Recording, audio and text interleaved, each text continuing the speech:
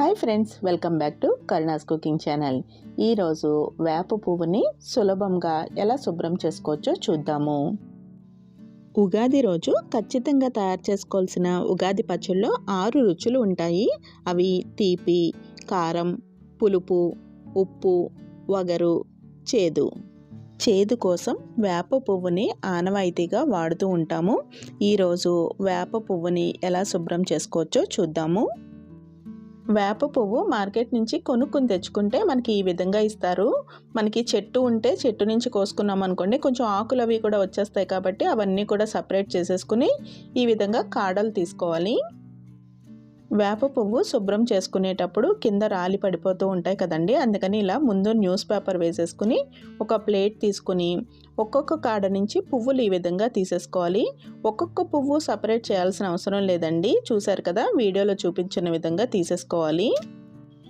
వీడియోలో చూపించిన విధంగా పువ్వుల్ని సపరేట్ చేసేసిన తర్వాత ఈ పువ్వుల్ని అరచేతిలో వేసుకుని 2 చేతులతోని రబ్ చేసుకోవాలి. ఎక్కువ ప్రెషర్ అప్లై చేయకూడదండి. మనం ఎక్కువ ప్రెషర్ అప్లై చేసాము అంటే దీనిలో మొగ్గలు కూడా ఉంటాయి కదా, అవి కూడా చిదిగిపోయినట్టుగా అయిపోయి ఎక్కువ చేదు వచ్చేస్తుంది. ఇలా నెమ్మదిగా రబ్ చేస్తున్నప్పుడు మనకి ఈ రేఖలు లాంటివి ప్లేట్లోకి పడిపోతూ ఉంటాయి. చూసారు కదా, ఈ విధంగా మొగ్గలు ఇంకా పువ్వు నుంచి రేఖలు కూడా సపరేట్ అయిపోయినాయి.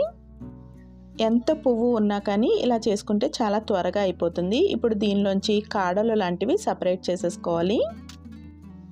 ఇప్పుడు పళ్ళెంని ఇలా పైకి కిందికి అన్నట్టయితే బరువుగా ఉన్నవి అంటే ఈ కాడలు, ఈ మొగ్గలు లాంటివి వెనక్కి వచ్చేస్తాయి. తేలికగా ఉన్నవి మాత్రం మనకి ఇలా ముందుకు వచ్చేస్తాయి. అప్పుడు ఈ రేఖల్ని సపరేట్గా పక్కన ఉంచేసుకోవాలి.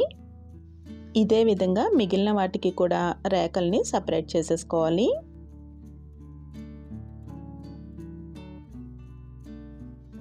ఇదే విధంగా అన్నీ కూడా సపరేట్ చేసేసుకున్న తర్వాత రేఖల్ని మళ్ళీ ఒకసారి పళ్ళెంలోకి తీసుకుని ఇలా పేపర్లోకి చెరుక్కుంటే మనకి ఈ పువ్వులోని రేఖలన్నీ కూడా పేపర్లోకి వచ్చేస్తాయి. మిగిలిన డస్ట్ లాంటిది ఏమన్నా ఉన్నా కానీ ప్లేట్లో ఉండిపోతుంది. వేప పువ్వుని ఈ విధంగా క్లీన్ చేసుకున్నాం అనుకోండి, ఎంత ఎక్కువ వేప పువ్వు కావాలన్నా కానీ మనకి ఈజీగా తయారు చేసేసుకోవచ్చు. వేప పువ్వుని మనం ఈ ఉగాది పచ్చడికే కాదండి, వేప పువ్వుతో పొడి కూడా తయారు చేసుకుంటున్నారు. మనం కారపొడి అవి ఎలా తయారు చేసుకుంటామో అదేవిధంగా ఈ వేప పువ్వుతో కూడా తయారు చేసుకుంటున్నారు. అలాంటప్పుడు కూడా యూజ్ అవుతుంది. చూసారు కదా, రేఖలు అన్నీ కూడా చక్కగా సపరేట్ అయిపోయినాయి. సింపుల్గా వేప పువ్వుని ఉగాది పచ్చడి కోసం ఎలా క్లీన్ చేసుకోవచ్చో చూసాం కదండి. నెక్స్ట్ వీడియోలో ఉగాది పచ్చడి ఎలా తయారు చేసుకోవచ్చో కూడా చూద్దాము. Thank you for watching Karuna's cooking channel.